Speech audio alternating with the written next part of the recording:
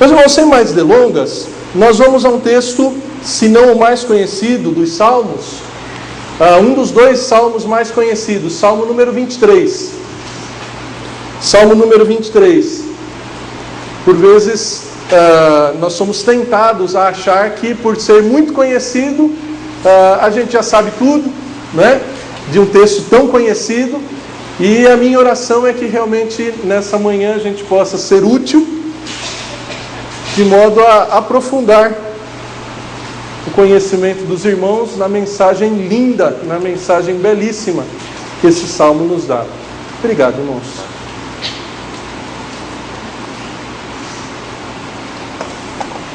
Então você abre lá a tua Bíblia no Salmo 23. Nós temos até que horas, Silvia? Tá, então eu creio que conseguimos trabalhar aí. A hora que a fome começar a apertar, os irmãos se manifestem, né? Isso.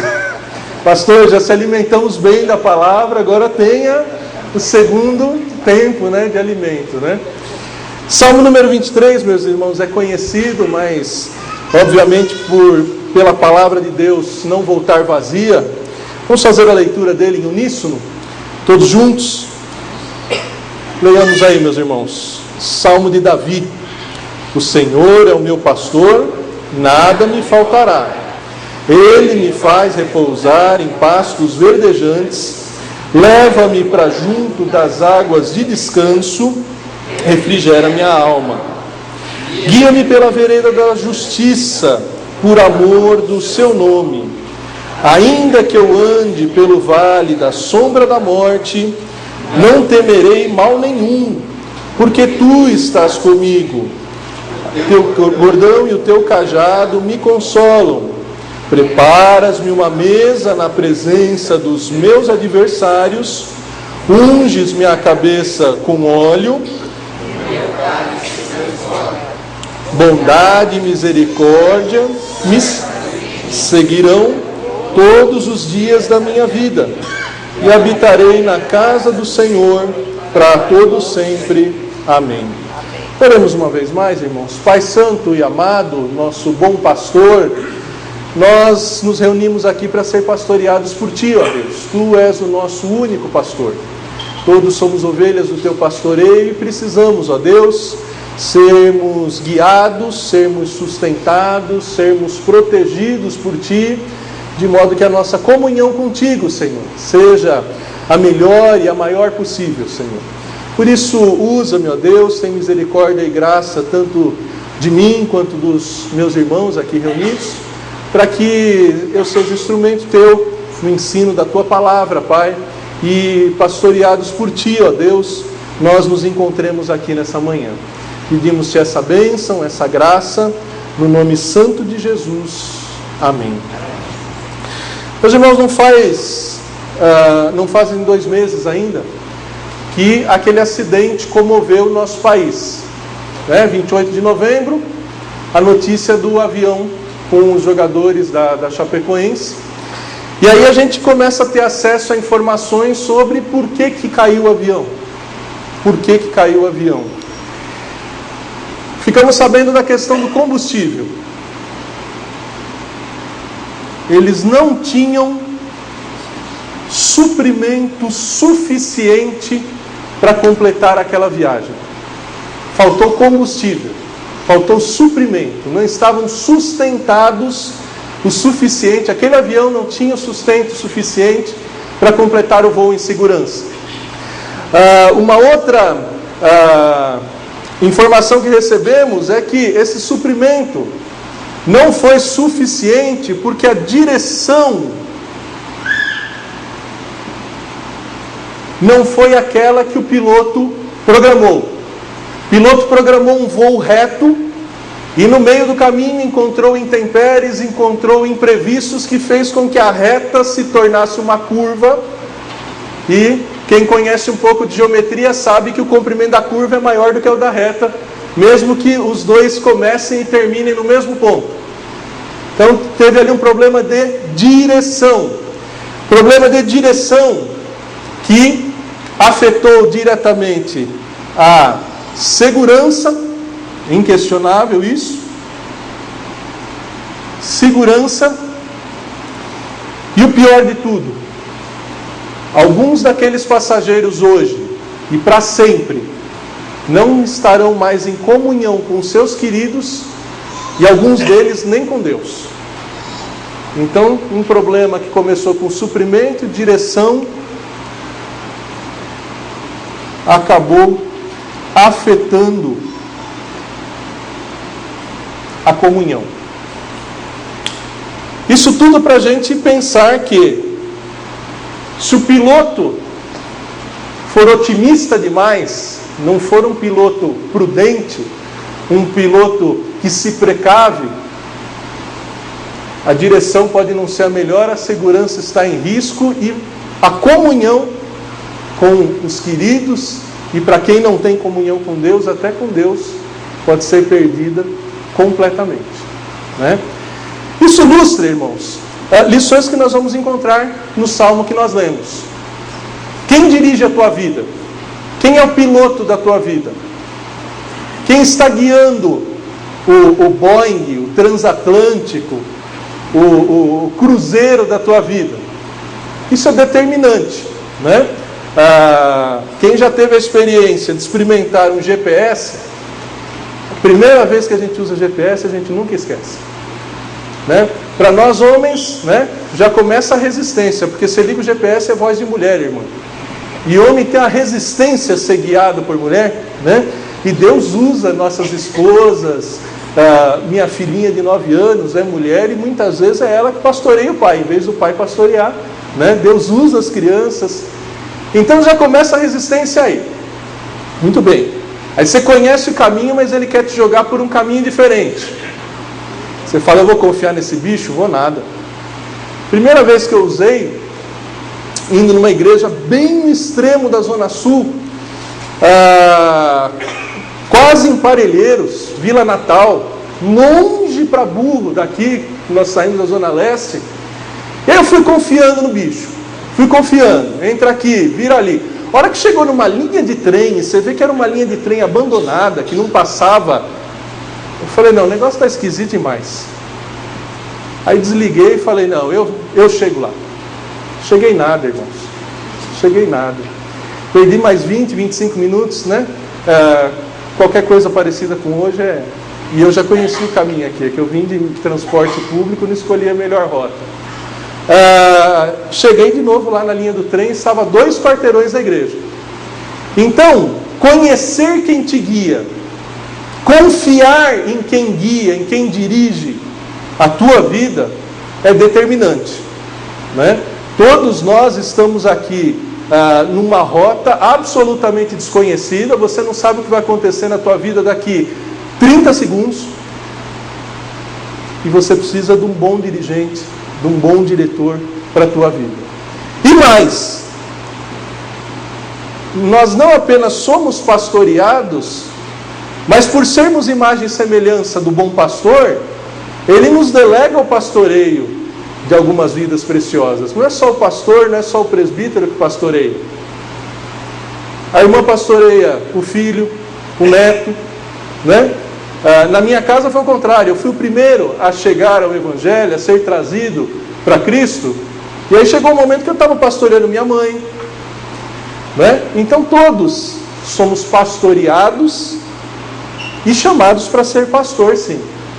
Talvez nunca cheguemos a ser como Reverendo Abel, Reverendo Zé Maurício, Reverendo Marcos, né? Pastores brilhantes, mas na devida proporção nós somos chamados ao pastoreio.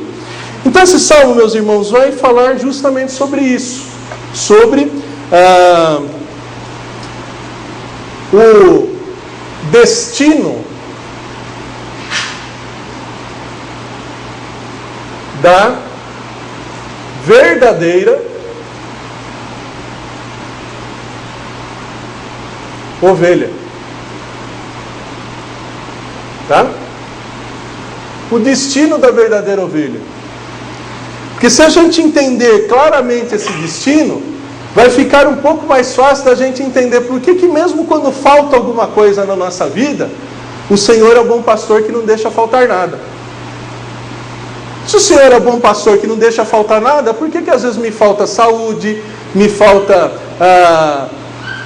sustento, me falta clareza?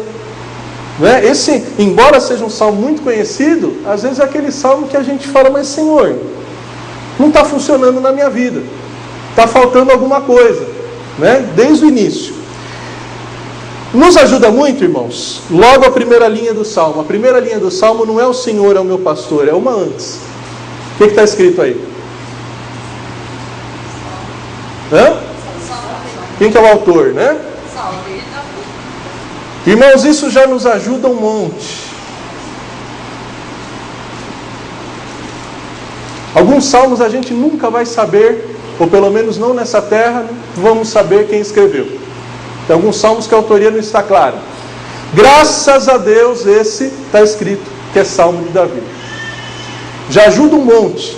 Porque, por exemplo, se fosse Salmo de Saul, Saul foi rei de Israel, mas ele não foi o melhor rei de Israel.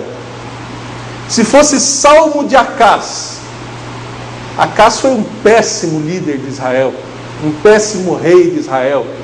Mas a gente olha que é Salmo de Davi. Davi foi o único que teve o privilégio de pastorear, de liderar o povo de Deus unido, as 12 tribos, né, descendentes de Jacó, que depois teve o nome mudado para Israel, unida. Saul não conseguiu. Davi teve o privilégio. Davi, os irmãos bem sabem, foi chamado do pastoreio das ovelhas do seu pai. Então, se tem uma coisa que Davi entendia, era de ovelha, literalmente. E é uma arte, né, irmãos? Hoje que nós temos a facilidade. Você quer uma paleta de cordeiro? Se você tiver dinheiro, você vai lá no açougue e compra, porque não é barato. Mas naqueles dias, você ia ter que sustentar a ovelhinha, proteger, livrar do mal, esperar ela chegar na idade para você comer o teu churrasquinho, né, de cordeiro com molhinho de hortelã. Hoje a gente quer um pedaço de carne, vai lá no açougue, já chega lá, já está temperado. Mas Davi não, Davi acompanhava todo o processo, né? E ovelha tem particularidades. A ovelha, na sua anatomia, na sua estrutura, é muito interessante. A ovelha não tem senso de direção. Muitos dos animais, você deixa ele no outro lado da cidade, ele volta e acha a casa do dono, né? Ou pelo faro, ou por memória. Ovelha não. Ovelha não tem essa capacidade. Ovelha não tem capacidade de se proteger. Qual é a arma da ovelha? Ovelha não tem garras afiadas, não tem dentes afiados. Ovelha não tem um porte que imponha medo, né? Ovelha é desprovida. Então, o trabalho do pastor, o trabalho de cuidar de ovelhas, era algo que Davi conhecia, na prática, né? Ele sabia o que era realmente ser um pastor. A gente lá em 1 Samuel 16, 1 a 13, vai encontrar sobre essa experiência. E aí Davi é tirado do pastoreio das ovelhas para pastorear homens. Ele é trazido para o palácio do primeiro rei de Israel, Saul. Ele é usado para pastorear inclusive Saul, porque Saul muitas vezes ficava perturbado, e Davi, com música, com melodia, era usado por Deus para acalmar o rei. Vejam, um moço pastoreando o rei. Depois ele assume a direção do exército de Israel, então é ele quem vai liderar os soldados, guiar os soldados, né? Vai atuar diretamente na segurança do povo de Deus, vai guiar o povo de Deus em avanços que outros reis não conseguiram repetir. Davi foi ímpar, foi único na estratégia, de modo que quando ele voltava das guerras, o coral da Saf de Israel, né, o coro das mulheres de Israel cantava: Saul matou milhares, Davi 10 milhares. Davi era 10 vezes mais eficaz, mais eficiente do que Saul. Então Davi teve essa experiência. Davi teve a experiência de ser protegido por Deus. Quando ele vai lutar com Golias, lembra? Qual que é a inspiração dele? É a memória. Quando eu pastoreava as ovelhinhas do meu pai, Deus me deu vitória sobre um urso e um leão. Então esse Golias aqui, esse incircunciso filisteu que afronta o Deus vivo, Deus também vai me levar em segurança diante dele. Então Davi tem essa experiência toda maravilhosa. E aí ele assume, na morte de Saul, ele assume o pastoreio da parte sul do povo de Deus. E logo depois, segundo Samuel capítulo 5, ele assume todo o pastoreio do povo de Israel. Então Davi, ele tinha experiência do que era ser um pastor, não apenas de ovelhas, mas do povo de Deus. E aí é que está o mais lindo na questão da autoria. Davi, o líder por excelência, o pastor incomparável, ele podia pegar a sua pena e dizer: meus irmãos, vem aqui que eu vou ensinar vocês a pastorear. Porque eu sou o cara, eu sou o bom pastor. Né? Davi tinha autoridade, tinha currículo para assumir essa posição de a referência de pastor. E aí começa o que é de maravilhoso na autoria desse salmo. Davi diz assim: meus irmãos, povo de Deus, deixa eu ensinar para vocês como é que é ser ovelha. Ele não chama o povo para dizer: eu vou ensinar vocês a pastorear. Ele diz: deixa eu passar para vocês a minha experiência de ovelha pastoreada pelo pastor perfeito. Já é um desafio maravilhoso nós enxergarmos e refletirmos sobre isso à luz dessa verdade, né? Sobre a autoria de Davi. Então a humildade, Davi dizendo: eu podia ensinar vocês a ser o melhor pastor, mas eu quero ensinar vocês a ser a melhor ovelha. Porque o que interessa mesmo é ser ovelha. Pastor é um só. Pastor é aquele que ele vai apresentar aqui, guiando a vida dele, sustentando a vida dele, né? Então isso é muito, muito maravilhoso. Tem alguns aspectos interessantes que eu queria destacar, chamar a sua atenção também. Falamos um pouquinho do contexto histórico, né? Que é Davi, líder de Israel. Mas tem um negócio interessante, eu não sei se você já prestou atenção quando você vai estudar os Salmos, literário. Você já parou para pensar por que o Salmo 23 vem antes do 22, vem antes do 24, depois do 22? Você já parou para se perguntar por que o 150 é o último, não é o primeiro?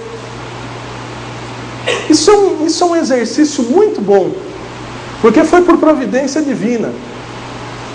Os Salmos, vocês sabem, são escritos por autores diferentes, em momentos diferentes. Nem todos os Salmos são de Davi. Mas tem um aspecto interessante. Eu vou me concentrar apenas aqui no contexto próximo, e para despertar essa tua atenção, né, e vai nos ajudar a entender melhor o Salmo 23. Salmo 22, que eu já ouvi o pastor Zé Maurício ensinar brilhantemente. Salmo 22 a gente poderia dizer, os irmãos que também já ouviram ele nos ensinando, a gente poderia dizer que é o quê? É o Salmo da ovelha solitária e desamparada. Não é no Salmo 22 que o salmista diz: Deus meu, por que me desamparaste? Então o Salmo 22 é o salmo da ovelha solitária, da ovelha desprotegida. Interessantemente, no Salmo 24, olha só que interessante. E o interessante é que os três salmos, o 22, o 23 e o 24, foram dados a nós através do ministério de Davi. Salmo 24, versículo 3 a 4. Quem lê para nós? Quem subirá ao monte do Senhor, quem há de permanecer no seu santo lugar, que é limpo de mãos e puro de coração, que não entrega a sua alma à falsidade, nem jura dolosamente.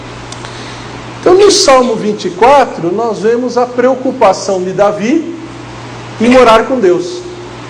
No Salmo 22, ele está sozinho. No Salmo 24, ele deixa claro, a melhor companhia que tem, qual é? É estar com Deus. Só que aí ele encontra um problema. Quem está pronto para morar com Deus? Quando a gente vê esses versículos aqui, quem não tem mãos limpas, limpas no sentido de não ter manchado com sangue, quem não entregou a sua alma à falsidade, quem tem um coração puro. Os pecados de Davi foram justamente na área do coração, né? Davi foi irrepreensível, exceto o seu coração. Entregou o seu coração, né, a não apenas Batseba, mas alguma dezena de mulheres, quando o coração de homem deve ser para uma só esposa, né? Uma só carne. Então veja, entre a solidão da ovelha e a preocupação em ter a melhor companhia, colocaram o Salmo 23 aí, que a gente não sabe qual foi escrito antes ou depois, mas a gente sabe que na hora que organizaram os Salmos, o 23 vem depois do 22 e vem antes do 24, porque eles também nos mostram que foi resolvido esse problema. A ovelha que estava sozinha encontrou um pastor para lhe proteger, e esse pastor vai guiá-la, né? Qual que é o destino da verdadeira ovelha? Vai guiá-la até a sua proteção.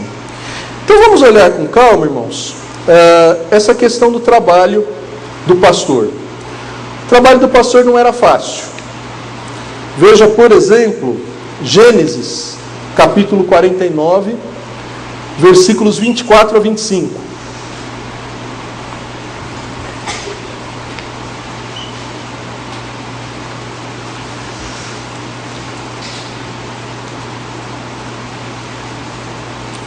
Gênesis capítulo 49, versículos 24 a 25.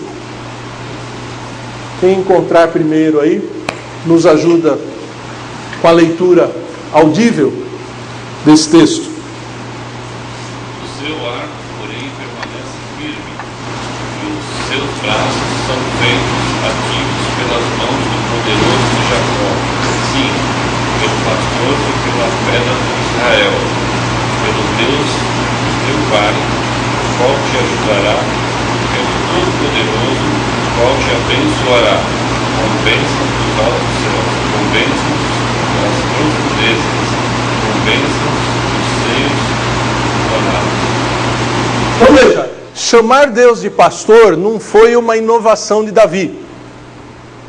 Lá no primeiro livro da Bíblia, no Gênesis, Moisés já registra que já se tinha essa ideia. Deus é o pastor de Israel. Salmo 80, versículo 1, nós vamos encontrar um outro salmista identificando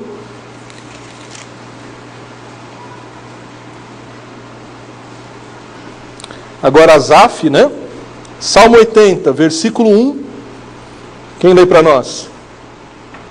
Dá ouvidos, ó pastor de Israel, tu que conduzes a José como um rebanho, tu que estás entronizado acima dos querubins, mostra o teu esplendor.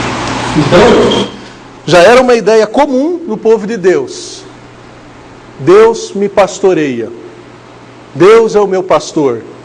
Em outros trechos nós vemos que isso é uma preocupação do próprio Deus, né?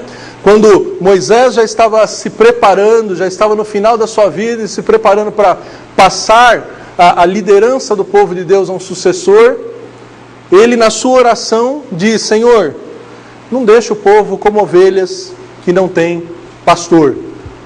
Então a preocupação, e é isso que Davi coloca na primeira linha.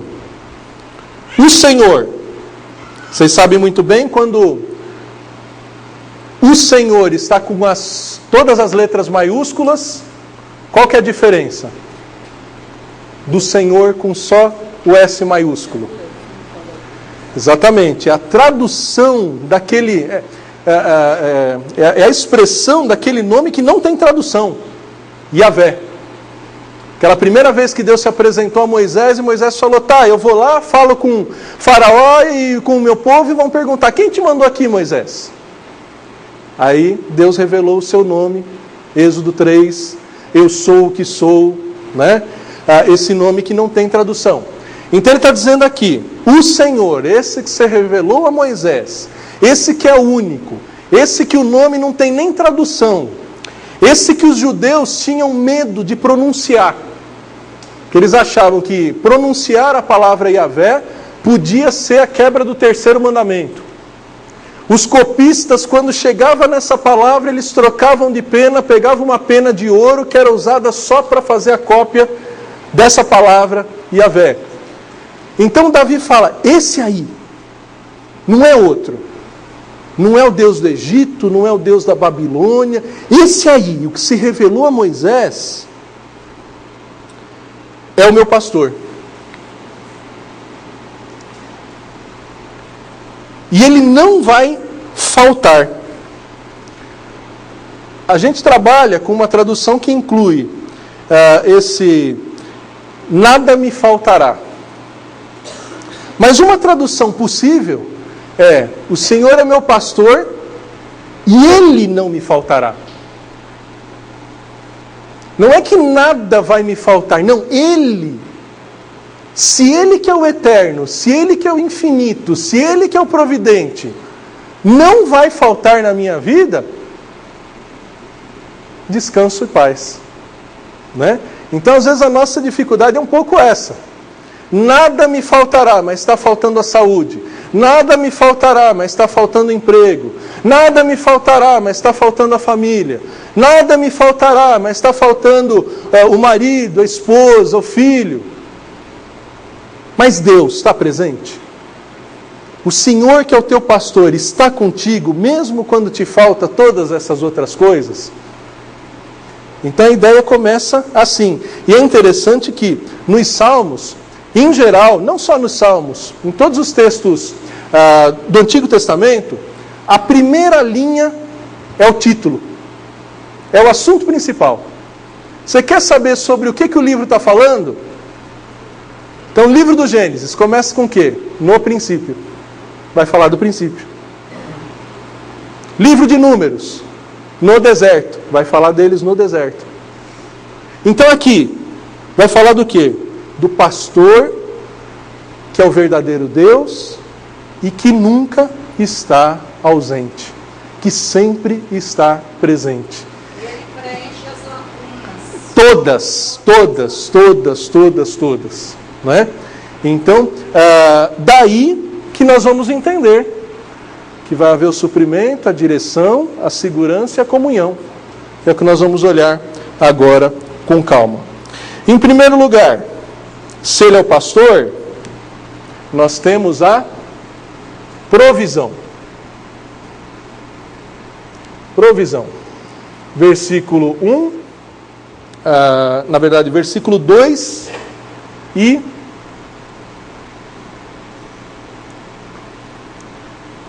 primeira metade do versículo 3. Que provisão é essa, meus irmãos? O trabalho do pastor é essa provisão, né? Vamos olhar para Gênesis, de novo. Gênesis 31, de 38 a 40. Gênesis 31, de 38 a 40. que a gente vai ver que ser pastor de ovelhas não era fácil, não. Era muito difícil. Gênesis 31, de 38 a 40. Pode ler, irmã, por favor. 20 anos eu estive contigo. As tuas ovelhas e as tuas cabras nunca perderam as crias, e não comi os carneiros de teu rebanho, nem te apresentei o que era despedaçado pelas feras. Sofri o dano, da minha mão o requerias, tanto o furtado de dia como de noite, de maneira que eu andava de dia consumido pelo calor, de noite pela geada, e o meu sono me fugia dos olhos. Veja só, pastor de ovelhas é acordar cedo para poder levar as ovelhas à provisão, ao suprimento, antes que o sol nascesse naquela região desértica, né? E a ovelha tem uma saúde frágil. A ovelha não é que nem camelo, que aguenta aquele calorzão. Então o pastor acorda cedo, conduz o rebanho pelo deserto até um lugar onde tenha o suprimento, a provisão. Contexto desértico, não tem alimento abundante, muito menos água abundante. Levava para lá. Deserto, calor extremo de dia, frio extremo durante a noite. Então tem que trazer as ovelhas de volta para o aprisco, antes que chegue aquele frio mortal da madrugada. Não dá para deixar as ovelhas lá. E essa foi a experiência de Jacó. Certamente era a experiência de Davi, quando era pastor de ovelhas. E nos inspira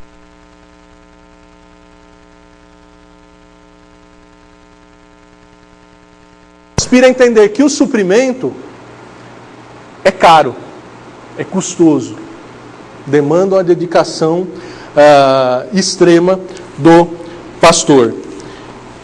E muitas vezes, ou o pastor não cumpre o seu papel, ou a ovelha não dá valor para esse alimento. Ezequiel 34, meus irmãos, é um capítulo lindo, lindo, lindo, que vai nos advertir sobre a seriedade dessa relação de pastor e ovelha, mais especificamente sobre o aspecto da provisão. Dá uma olhadinha em Ezequiel 34, ficaria muito longo nós lermos desde versículo 11 até o 24, mas nós vamos destacar aí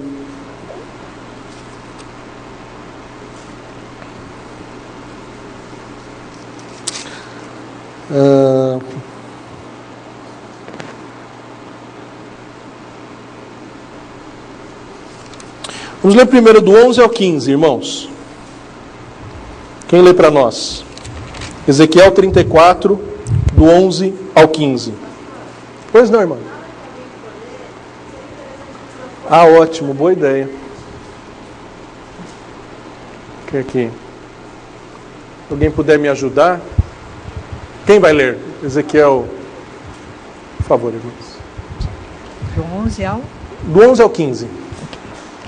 Porque assim diz o Senhor Deus: eis que eu mesmo procurarei as minhas ovelhas e as buscarei, como o pastor busca o seu rebanho, no dia em que encontra ovelhas dispersas, assim buscarei as minhas ovelhas, livrá-las-ei de todos os lugares para onde foram espalhadas no dia de nuvens e de escuridão. Tirá-las-ei dos povos e as congregarei dos diversos países, e as introduzirei na sua terra. Apacentá-las-ei nos montes de Israel, junto às correntes e em todos os lugares habitados da terra. Apacentá-las-ei de bons pastos, e nos altos montes de Israel será a sua pastagem. Deitar-se-ão ali em boa pastagem, e terão pastos bons nos montes de Israel. Muito bem. E, por favor, irmã, completa com 23 e 24. A leitura do 23 e 24. Suscitarei para elas um só pastor, e ele as apacentará. O meu servo Davi é quem as apacentará. Ele lhes servirá de pastor. Eu sou o Senhor, lhes serei por Deus, e o meu servo Davi será príncipe no meio delas. Eu, o Senhor, o disse. Muito bem, irmã, obrigado. Esse é um aspecto do texto que mostra Deus se apresentando como pastor perfeito. Ele vai sustentar, e ele está falando aí não de bichinhos, mas está falando de gente, do povo dele, do povo de Israel. Nos versículos de 1 a 10, veja se na tua Bíblia foi denominado esse trecho, como na minha versão aqui, profecia contra os pastores infiéis de Israel. Então Deus começa falando com os pastores de Israel, que quem eram? Os reis, levitas, sacerdotes, dizendo para os líderes, para os pastores: gente, vocês estão fazendo tudo errado. Vocês não estão cuidando da ovelha ferida, vocês não estão dando alimento para a ovelha fraca, e vocês estão se engordando com esse suprimento que vocês deveriam levar em vez de usufruir. Então Deus apresenta o problema, Deus se apresenta como um modelo de solução, como exemplo, só que aí ele puxa a orelha das ovelhas também. Né? A gente começa a ler versículo de 1 a 10 e fala: está vendo? Pastor fulano, lógico que o de vocês não, que eu conheço ele, e graças a Deus, eles, né? Os pastores de vocês são uma bênção. Mas em outras igrejas, o irmão começa a ler Ezequiel 34 e fala: está vendo? O pastor não está fazendo isso, o pastor não está fazendo aquilo. Só que às vezes ele não lê até, por exemplo, versículo 17. Vamos ver lá, versículo de 17 ao 22. Quem quer ler? Quem vai ler?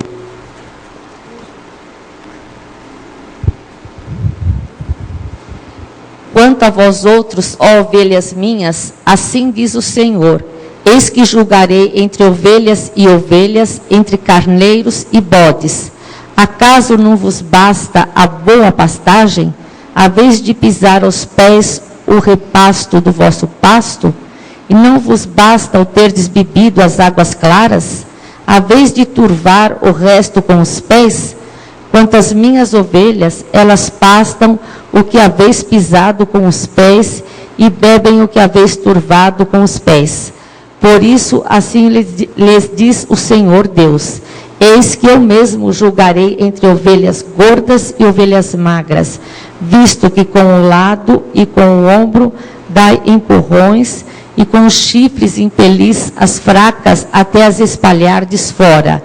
Eu livrarei as minhas ovelhas para que já não sirvam de rapina, e julgarei entre ovelhas e ovelhas.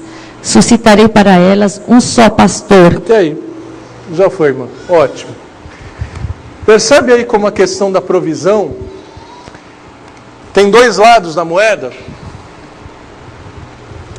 Você tem o pastor, que é responsável em levar a ovelha ao alimento, ao sustento, e você tem a ovelha que tem que valorizar esse alimento, que tem que colaborar para que as outras ovelhas se alimentem.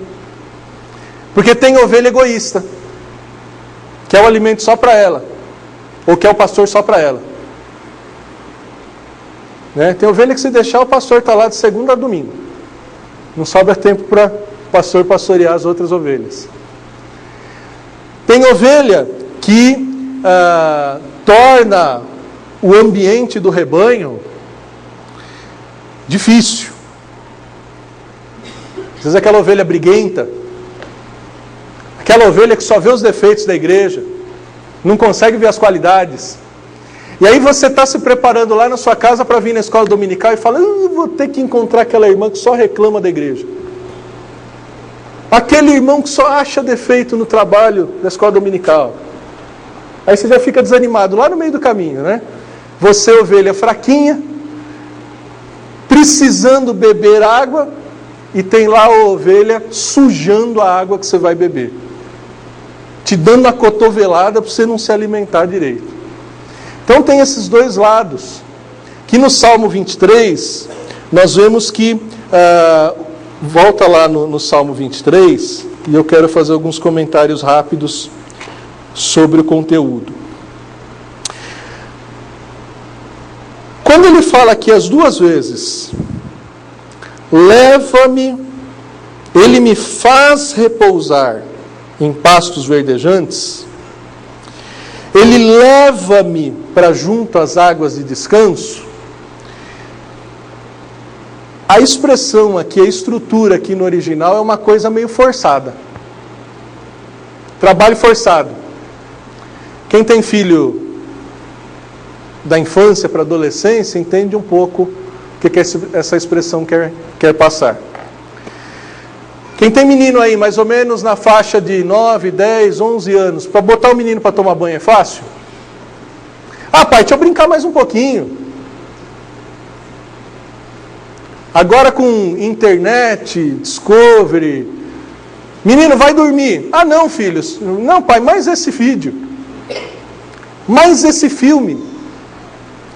E aí chega aqueles momentos que você pai, você mãe, tem que usar a autoridade que Deus te deu e fala, menino, desliga isso e vai agora. Não é? Não é bem assim fácil o manejo da criançada? A Júlia é uma bênção, mas ela está numa fase que, olha, para comer carne está difícil.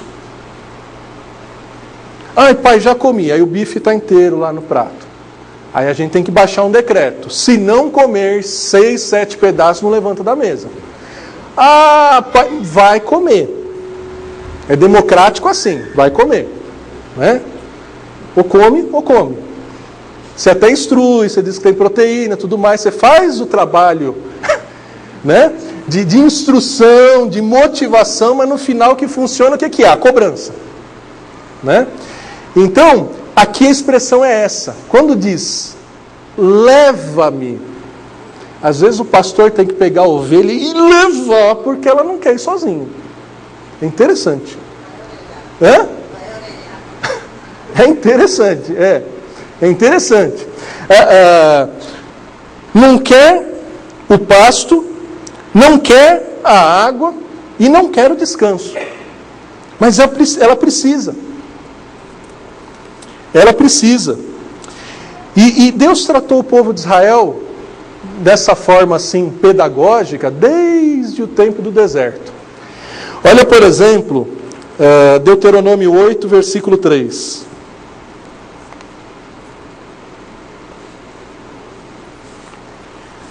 Deuteronômio 8, versículo 3.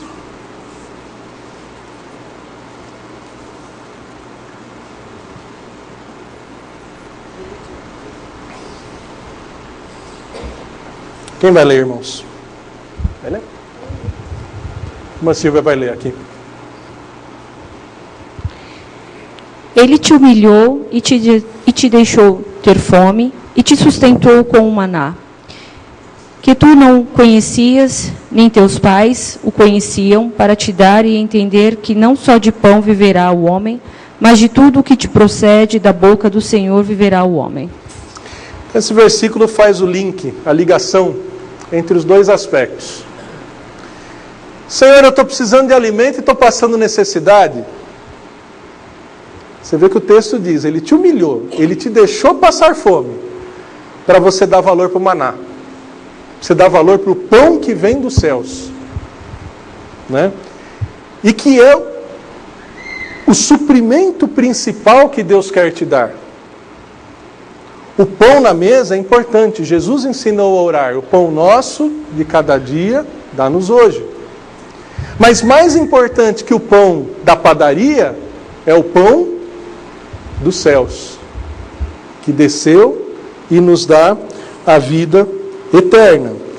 Então, eu não tenho dúvida que Deus, o bom pastor, né? Jesus que se apresenta como bom pastor, em João 4,34 ele diz, a minha comida é fazer a vontade daquele que me enviou.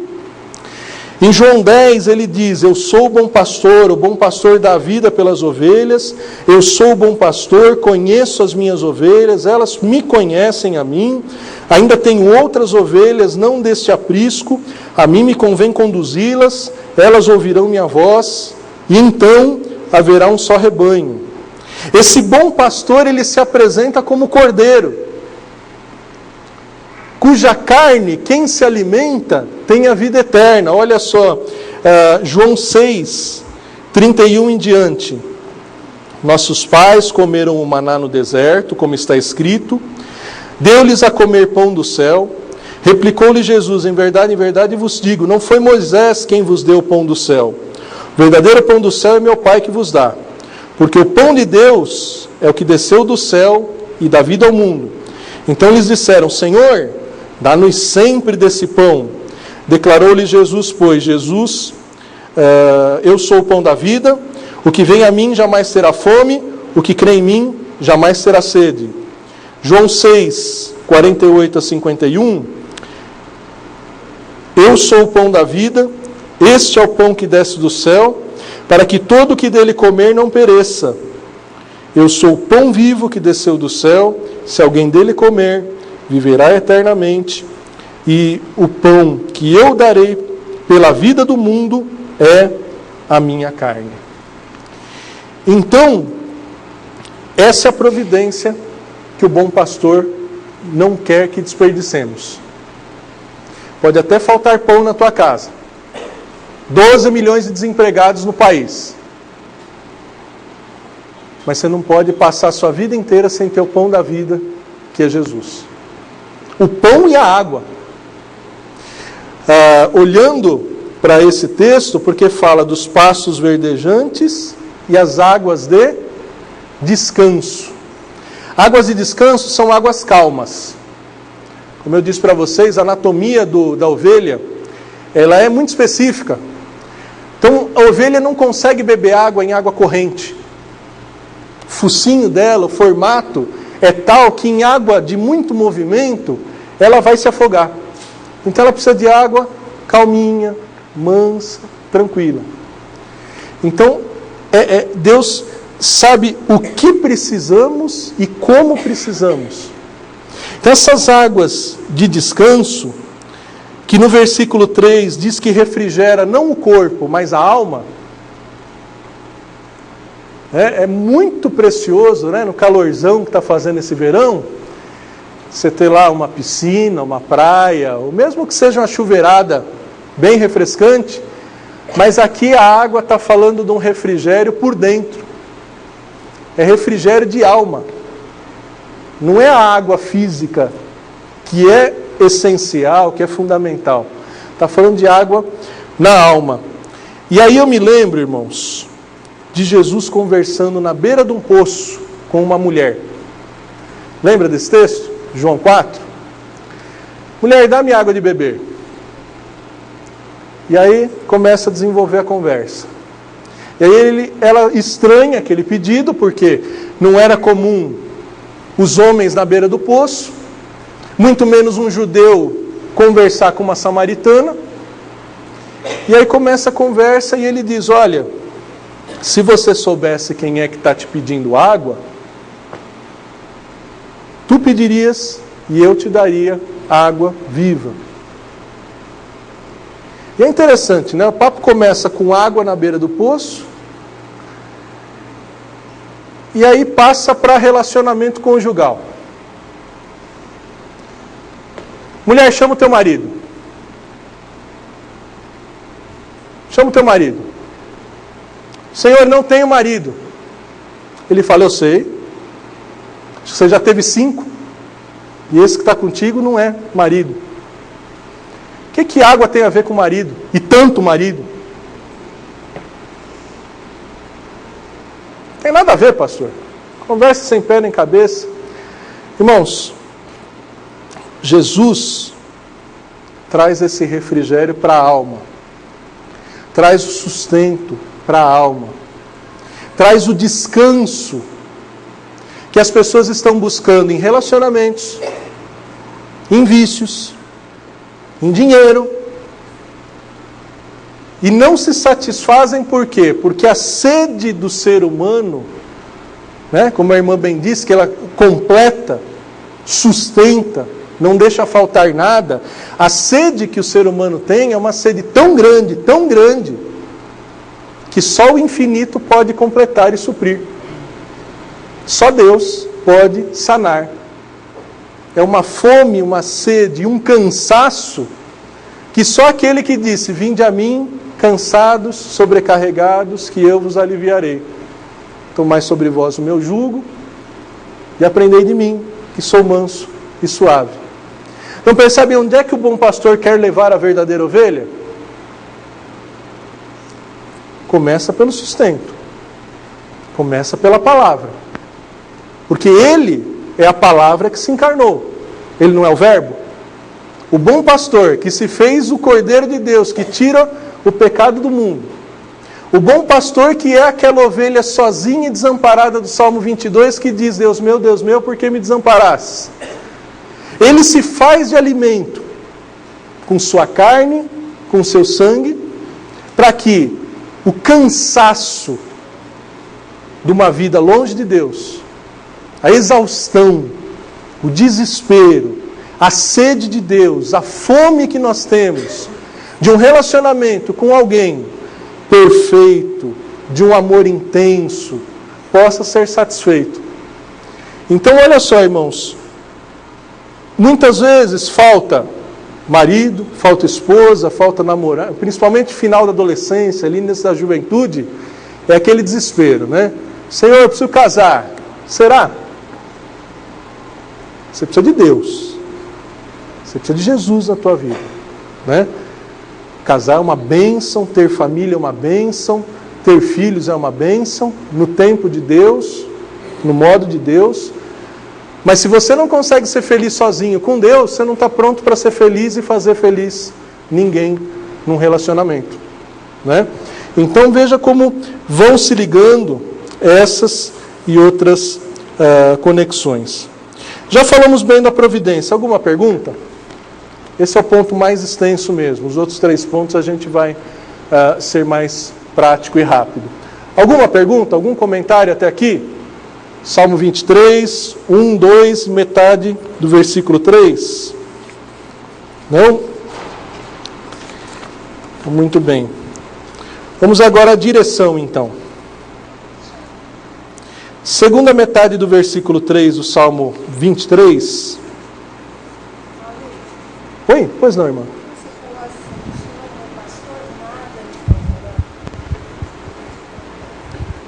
Pois não, irmã. O Senhor é meu pastor, nada me faltará. E aí o Senhor falou de doença. Tudo isso é responsabilidade do homem? Nós vamos, nesses próximos 3 pontos, você vai encontrar uma resposta, né?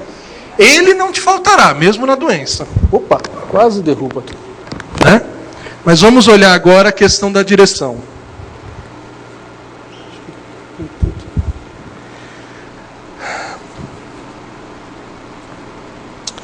Versículo 3. Por onde que ele te guia? Segunda metade. Caminhos da justiça. Davi sabia o que era isso. Davi, ele andou muito no caminho da justiça. Tanto que em Atos 13, 22, vamos ver como é que Davi é identificado no Novo Testamento.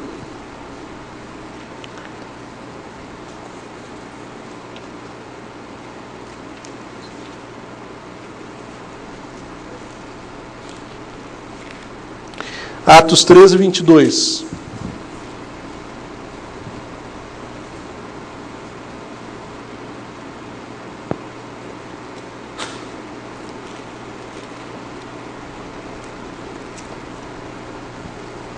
Quem quer ler? Atos 13, 22. Lê, irmã. E tendo tirado a este, levantou-lhes o rei Davi, do qual também, dando-lhe testemunho, disse: achei Davi, filho de Jessé, homem segundo o meu coração, que fará toda a minha vontade. Homem segundo o coração, que fará a vontade de Deus. A vereda da justiça é o caminho da lei. É o caminho da vontade de Deus. Quem anda no caminho da lei, quem coloca em prática a lei de Deus, né? Jesus, em Mateus 6, 17 a 20, ele diz: eu não vim revogar a lei, eu vim cumprir. Que não passará nenhum i, nenhum tio, sem que a minha palavra se cumpra. Então o caminho da justiça é o caminho da lei, né? Tanto Mateus 22, de 34 a 40, Romanos 13, de 8 a 10, diz que a lei se resume nos mandamentos. Amar a Deus sobre todas as coisas, os 4 primeiros mandamentos, lembram? Não ter outro Deus, não fazer imagem, não usar o nome de Deus em vão, guardar o dia do sábado para Deus. Os primeiros 4 mandamentos, amor a Deus. Os outros 6 mandamentos, amor ao próximo. Esse é o caminho da lei. Essa é a vereda da justiça. O caminho da lei não é o caminho daqui para o fórum. O caminho da lei não é você que de repente trabalha como policial. Esse último ano a gente se aproximou mais de evangelizar policiais, e um desses policiais um dia me falou assim: pastor, a gente precisa de muita oração, porque essa farda aqui atrai coisa ruim. De fato, né? Quem trabalha ali promovendo a lei, porque que a lei seja cumprida, tem uma vida perigosa. Esse final de semana mesmo há um temor aí. Ontem eu passei em frente a uma companhia da polícia, vale até o parênteses, se planejem para não ficar muito na rua. A companhia da polícia, estava o soldado lá na porta com aquela arma bem grandona, aquela metralhadora. Vocês estão ouvindo o que está acontecendo em presídios aí, e pode até, né? Então vamos orar muito por eles, pela nossa nação. Mas o caminho da lei não é de quem trabalha com a lei como um policial. O caminho da lei é a prática da palavra de Deus que eu e você fomos chamados a seguir. Essa prática da palavra de Deus nos torna bem-aventurados. Mateus 5,10, o que diz? Mateus 5,10.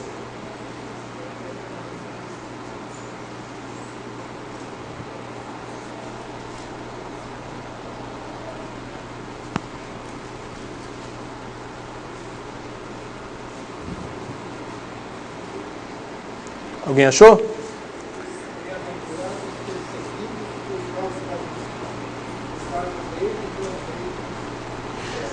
Bem-aventurados os perseguidos por causa da justiça. Quem coloca a lei de Deus em prática é bem-aventurado, mas vai ser perseguido. E aí a gente entende a conexão. Enquanto isso, alguém procure Mateus 10, por favor.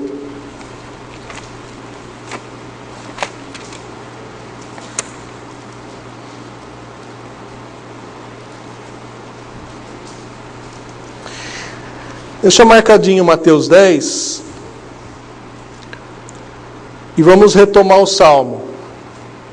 Guia-me pela vereda da justiça, por amor do seu nome. Você pode pensar, justiça, estou protegido. Só que o versículo 4 diz, ainda que eu ande pelo vale da sombra da morte. Eu ando no caminho da justiça e fica mais perigoso?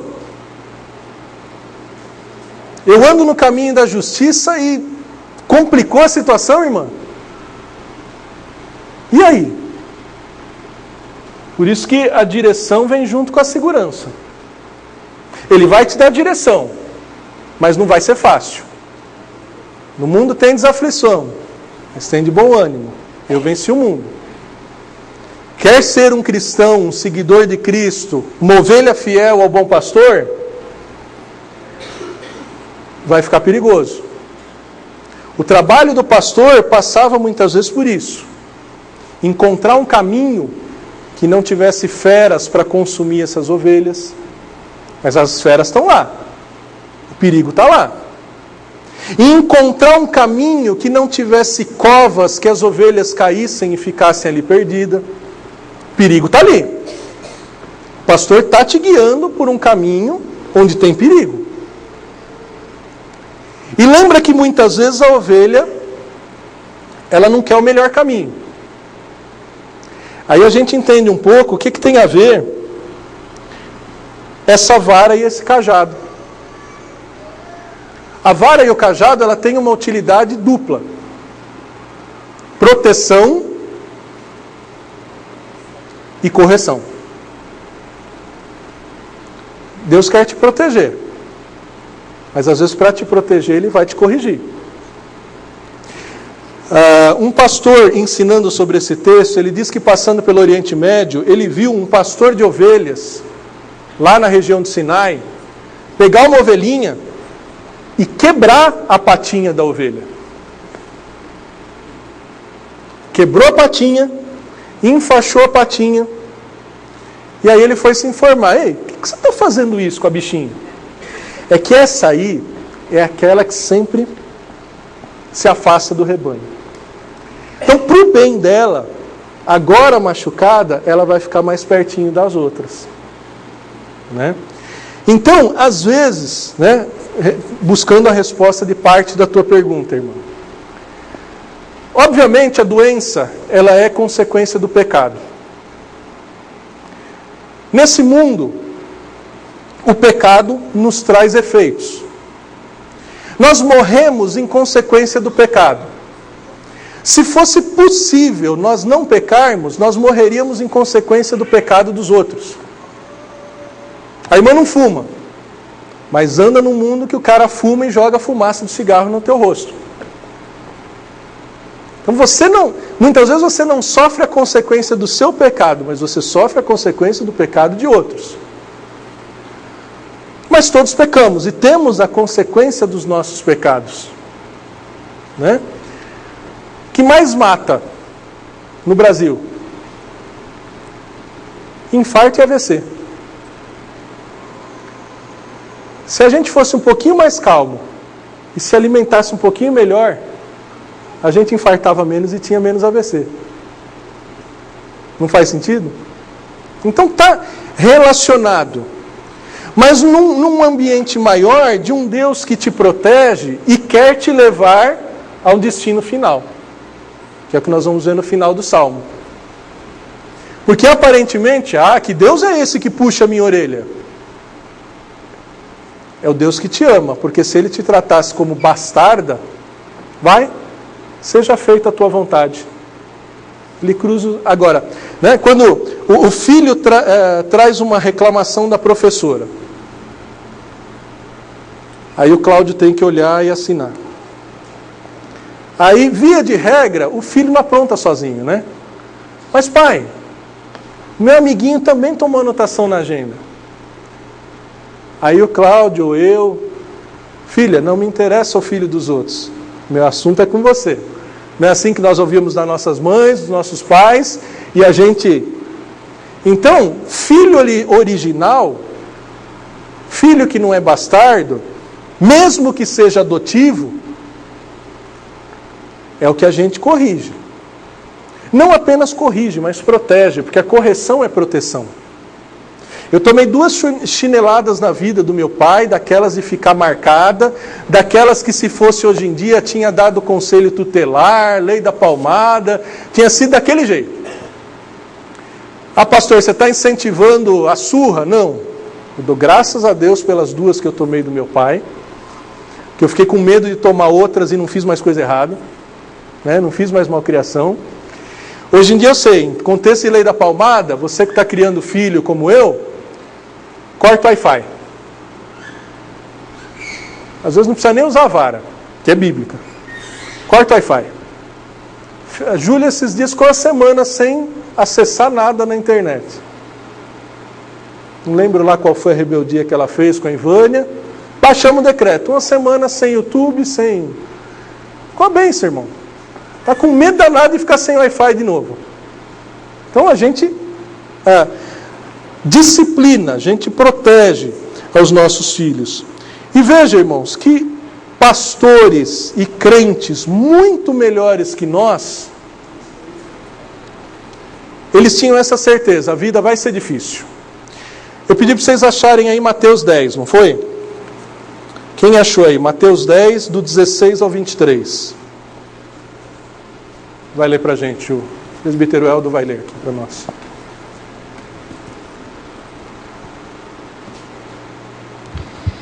Eis que eu vos envio como ovelhas para o meio de lobos.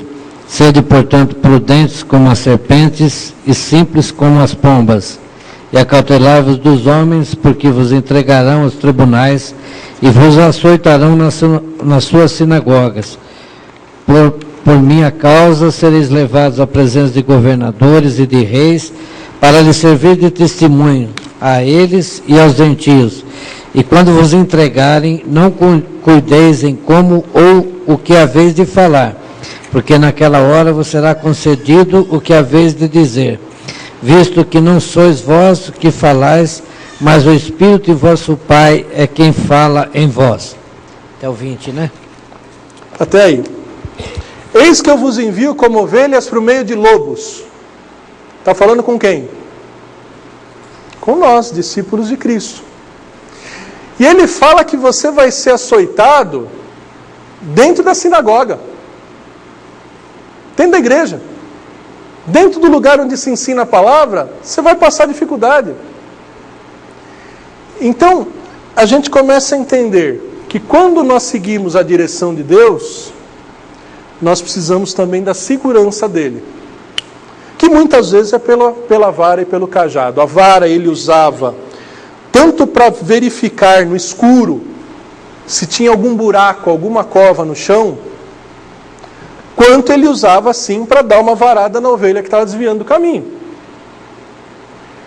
O cajado tem um gancho, que muitas vezes era usado para ele enganchar a ovelha que caiu no buraco e puxar para fora. Ou a ovelha que está indo mais longe, ele ia lá e puxava.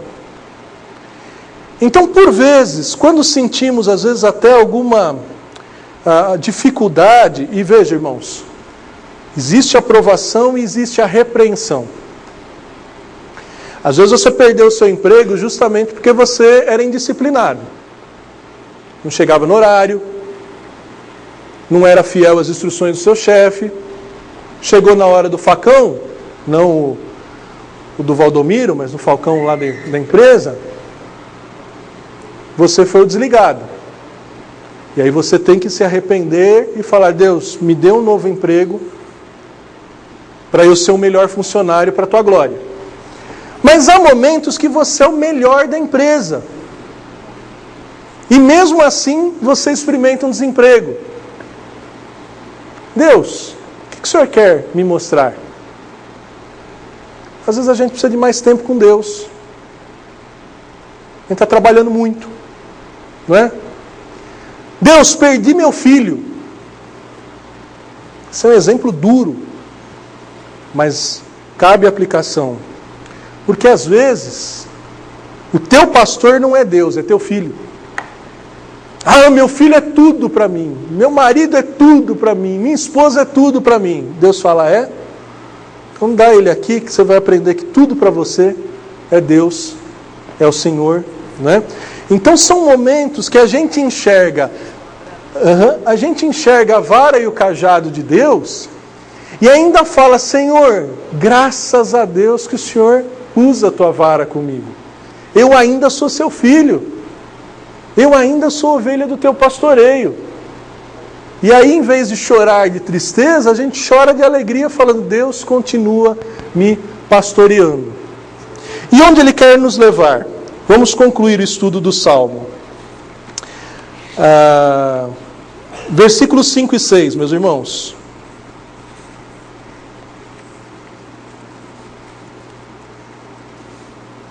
Versículos 5 e 6, que o horário já está avançado. Em 3 minutos eu estudo com vocês versículos 5 e 6.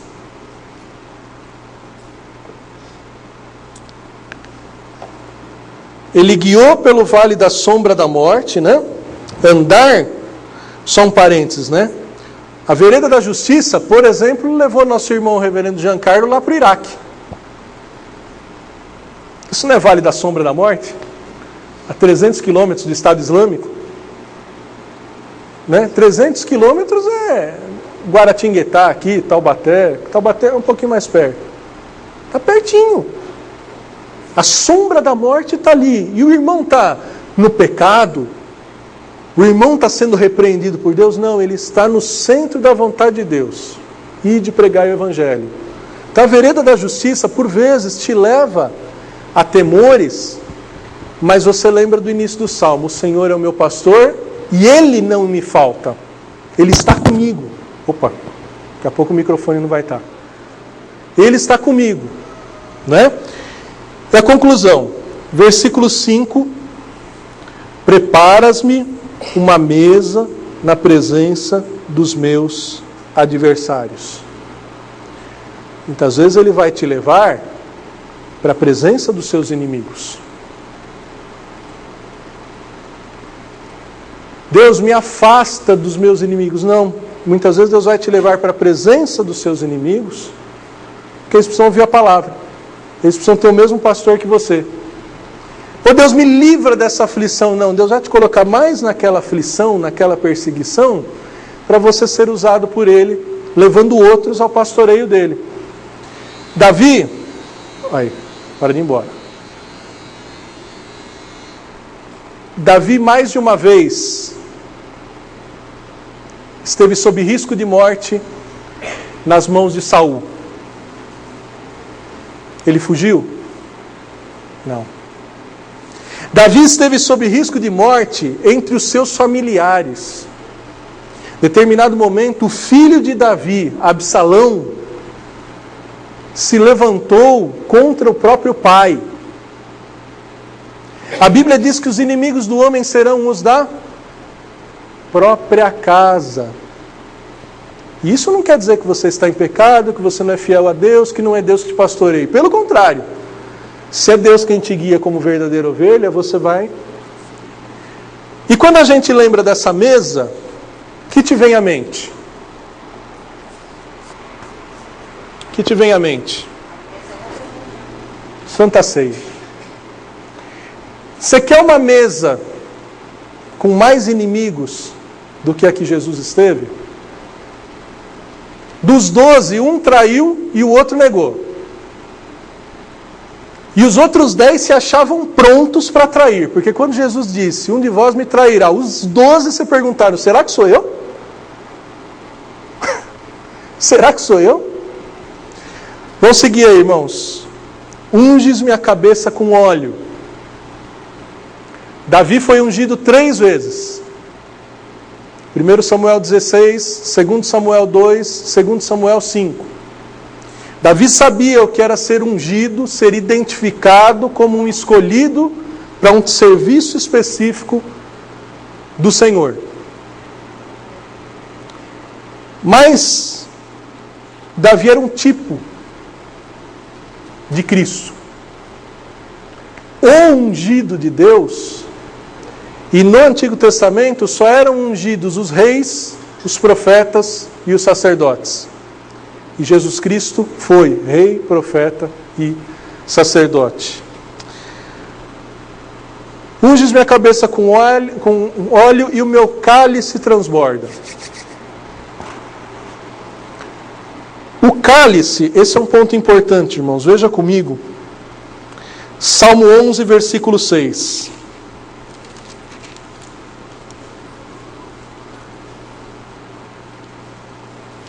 Salmo 11, versículos 5 e 6.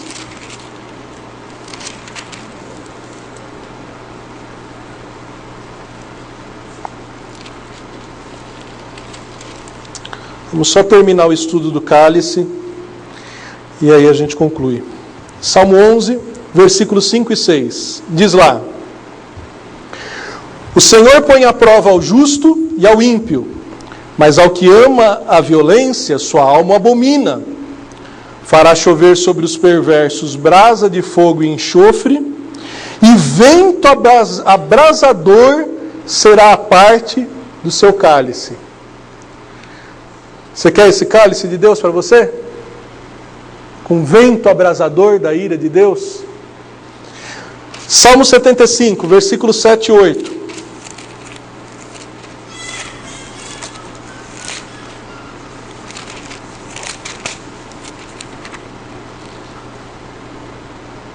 Salmo 75, versículos 7 e 8.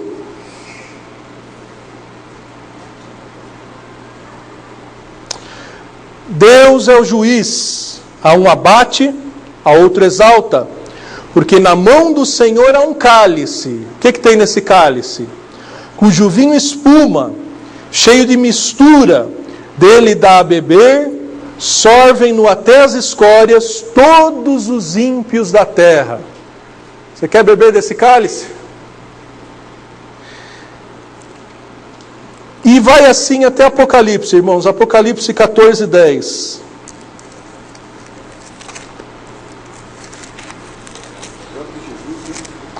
Exatamente, nós vamos citar isso. Apocalipse 14, 10 e o 16, 19. Olha rapidinho aí em Apocalipse. Apocalipse 14, 10. Também esse, está falando da besta e dos seus seguidores. Também esse beberá do vinho da cólera de Deus, preparado sem mistura, do cálice da sua ira, e será atormentado com fogo e enxofre diante dos santos anjos e na presença do Cordeiro. Cálice na Bíblia, irmãos, é lugar onde Deus vai acumulando e pingando, gotejando a sua ira. Por isso que, como o irmão Cláudio destacou aqui, a última oração de Cristo, pedindo 3 vezes, qual foi? Senhor, se possível, passa de mim esse cálice. Contudo, não seja o que eu quero, seja o que tu queres. Deus bebeu o cálice, Jesus bebeu o cálice? Ele bebeu. Ele bebeu toda a ira que Deus acumulava no cálice, por causa da afronta dos nossos pecados, para que agora o nosso cálice que Ele nos oferece, seja doce, seja de festa, seja de celebração, seja relembrando a nova aliança, que de acordo com Jeremias 31, é a aliança que Deus promete jamais se lembrar dos nossos pecados. Então você imagina, aniversário de casamento, aniversário do filho, vamos para um restaurante festejar. Chega lá, estão os teus inimigos. Preparas-me uma mesa na presença dos meus inimigos. Você chega lá no restaurante, você encontra aquele teu chefe que te perseguiu, que te demitiu injustamente. Perdeu a fome, né? Aqui eu não como. Aqui eu não almoço. Essa é a figura mostrada aqui. Uma mesa na presença de adversários que éramos nós, ou nós não éramos inimigos de Deus? Com um cálice cheio e que alguém bebeu. Alguém bebeu.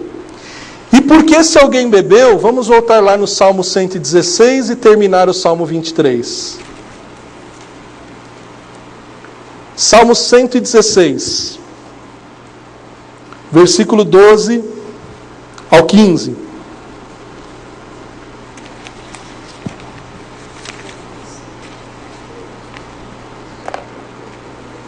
Salmo 116, versículo 12 ao 15.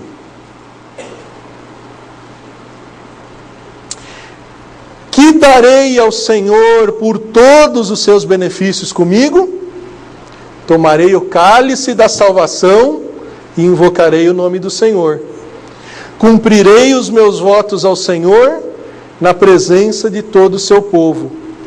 Preciosa é aos olhos do Senhor a morte dos seus santos. Se você é uma verdadeira ovelha, Deus tem te sustentado. Deus tem dirigido você em segurança, porque Ele quer te levar à comunhão eterna com Deus. Como é que termina o Salmo? Bondade e misericórdia me seguirão, e habitarei na casa do Senhor para todos os dias. A ovelha que estava sozinha no Salmo 22 e preocupada em habitar com Deus no Salmo 23, no Salmo 24, ele descobre: se eu seguir o meu pastor, eu vou habitar com ele para sempre. Eu não estou pronto para viver com ele. Minhas mãos têm pecado, meu coração acreditou em falsidade, mas ele bebeu o cálice. Ele já pagou a conta.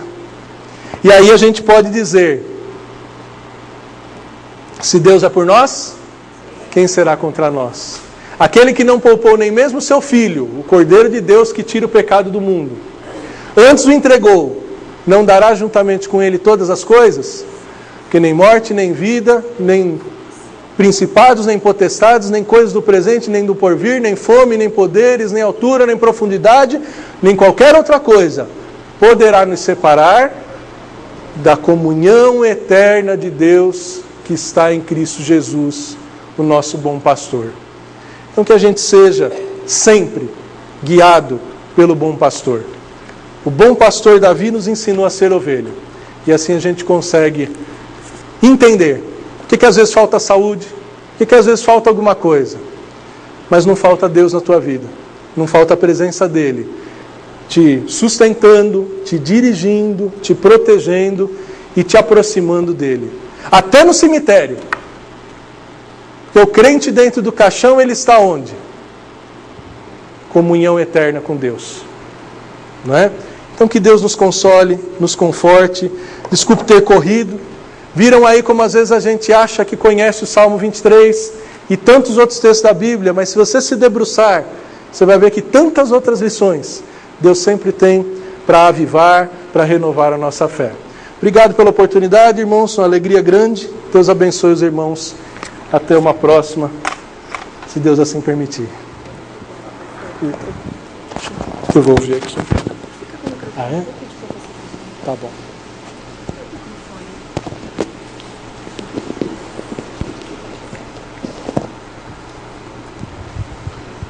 Mais uma vez eu quero agradecer ao reverendo Maurício Cardilli por ter aceito o nosso convite. E nesse momento, pastor, por favor, vamos orar para encerrar a nossa aula. Amém. Tá bom? Por favor, vamos orar. Vamos ficar de pé, irmãos?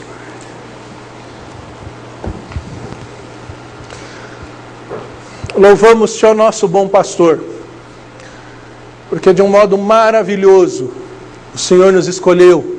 O Senhor nos chamou para ser ovelhas do teu pastoreio, pastoreio eterno, que ainda que passemos pelo deserto, o Senhor tem nos sustentado. O Senhor não tem deixado faltar o necessário e principalmente a tua onipresença, a tua constante presença na nossa vida, Senhor.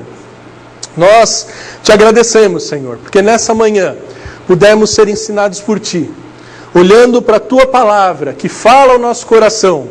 Nós te agradecemos, Senhor, por nos lembrar que mesmo quando percebemos a falta de coisas tão preciosas e principalmente pessoas tão queridas, algumas que já não estão mais conosco, Senhor, nós podemos ter a certeza de que guiados por ti, de que sendo ovelhas verdadeiras, guiadas por ti, o Senhor vai nos sustentar. O Senhor não vai deixar faltar, ó Deus, aquilo que realmente é necessário. E assim o Senhor nos ensina, assim o Senhor nos doutrina, assim o Senhor vai alimentando a nossa alma com a tua verdade, que a nossa alma tanto carece, que o nosso espírito tanto precisa ser alimentado, Senhor. E nessa direção, ó Pai, por mais que seja difícil, perigoso andar nos teus caminhos, ainda que haja perseguições, ainda que implique na solidão, ó Deus, de uma vida cristã incompreendida, de uma vida cristã muitas vezes identificada como louca, ó Deus, o Senhor tem andado conosco, ó Pai. O o Senhor tem nos livrado do mal, o Senhor tem nos tirado do vale da sombra da morte, e da morte eterna o Senhor nos livrou em Cristo Jesus, ó Pai. De modo que agora nós nos preparamos, nós ansiamos, nós desejamos a volta do Teu Filho Jesus e o encontro e a comunhão contigo eterna, Senhor. Muito obrigado, Senhor, porque não apenas estamos aqui, na Tua casa, casa de oração para todos os povos, mas o Senhor nos prepara para habitar na Tua casa, no céu, no novo céu e na nova terra, habitando na Tua comunhão, na Tua presença, para todo sempre. Santo Deus, te louvamos e te agradecemos. Leva-nos em paz, ó Deus, mas com o coração e a mente cheia da Tua palavra, para que pastoreemos outros à Tua presença, aos Teus caminhos, e junto conosco habitem para sempre na casa do Senhor. Leva-nos assim, nós te pedimos e te agradecemos pela Tua presença, pela Tua graça e misericórdia sobre nós, no nome santo de Jesus. Amém. Amém.